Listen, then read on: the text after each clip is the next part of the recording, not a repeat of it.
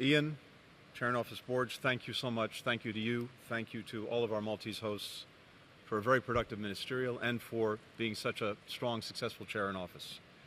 Half a century ago, our countries came together to forge a shared vision for preserving peace and stability in Europe. The group that would eventually become the OSCE agreed that military and economic security are inseparable from, indeed, rooted in, the upholding of fundamental freedoms. 30 years ago, I was with President Clinton in Budapest when the CSE became the OSCE. And as he said then, we seek to increase the security of all, to erase the old lines without drawing arbitrary new ones, to bolster emerging democracies, and to integrate the nations of Europe into a continent where democracy and free markets know no borders, but where every nation's borders are secure. Today, the majority of our members are united in a commitment to that foundational principle set 50 years ago and to the vision that President Clinton set out 30 years ago. And despite Russia's sustained attempts to violate this institution's spirit and obstruct its work, the OSCE has continued to carry out its vital mission. This year, the OSCE observed more than a dozen elections, including the recent United States election, delivering assessments that remain the gold standard for free and fair contests. In Moldova, the OSCE affirmed a well-administered runoff, despite Russian interference. And now Romanian authorities are uncovering a Russian effort, large in scale and well-funded, to influence the recent presidential election, contrary to OSCE standards. Meanwhile, in Georgia, observers shed light on troubling reports of voter intimidation and efforts by the ruling party to tilt the playing field in its favor. The United States shares the concerns of many OSCE members about Georgia Dream's decision to suspend Georgia's EU accession process. This has eerie overtones of 2014. We support the right to peaceful protest and condemn the brutal aggression of those, repression of those calling for their country to stay on the path to closer ties with Europe, in particular, the reported assaults and detention of journalists. Georgian Dream's anti-democratic actions underscore the importance of the OSCE's work to strengthen civil society, to strengthen freedom of the press, to bolster protections for journalists, anti-corruption activists, and human rights defenders. When Russia blocked the annual conference where we take stock of our progress on human rights, the OSCE instead convened member states and civil society in Warsaw to hold ourselves and one another accountable. At a time of increasing restrictions on civil society and independent media in the OSCE region, efforts like this one are more important than ever. Finally, Putin's full-scale invasion of Ukraine has undermined the ideals of sovereignty and sovereign equality of nations, territorial integrity of states, self-determination of peoples.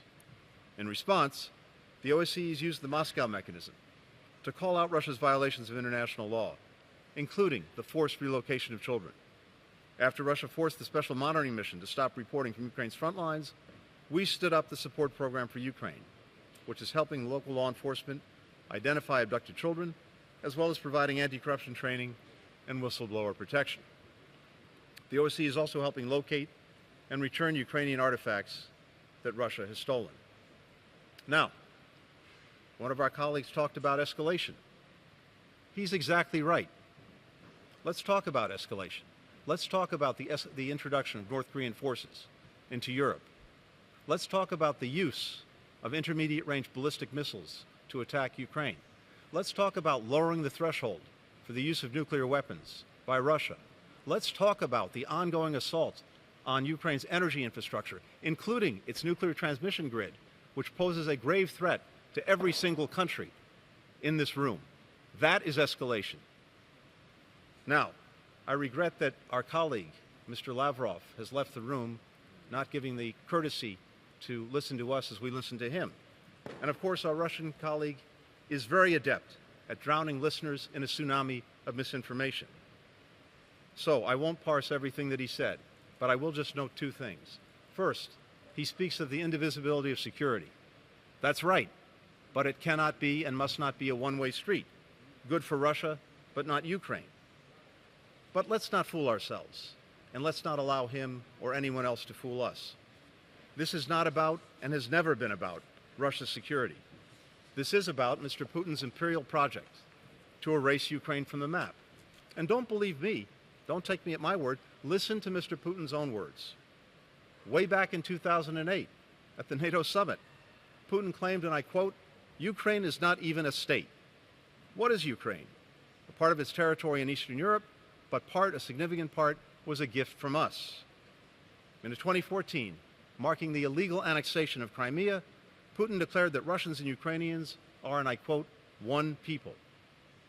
In February 2020, Putin again said in an interview that Ukrainians and Russians are one and the same people, and that Ukrainian national identity was a foreign construction aimed at weakening Russia.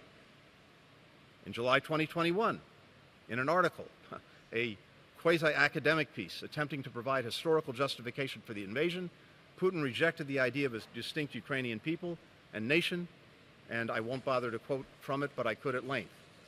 Just a few months ago, this year, Mr. Putin said in an interview, "So in a sense, we have every reason to affirm that Ukraine is an artificial state that was shaped at Stalin's will. Everyone in the West thinks that the Russian people have been split by hostilities forever. No, they will be reunited." That is what this is about. That's what it's always been about, and that's why we have to stand strongly against it. Mr. Lavrov spoke about the sovereign right of every member state to make their own choices. That's exactly what this is about.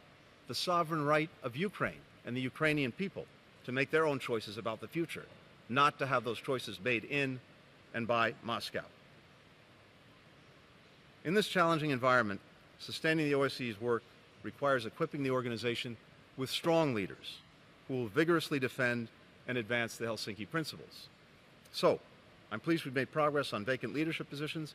It's crucial that we do the same for future chairs, as well as for a unified budget, and that Russia pay its fair share of that budget.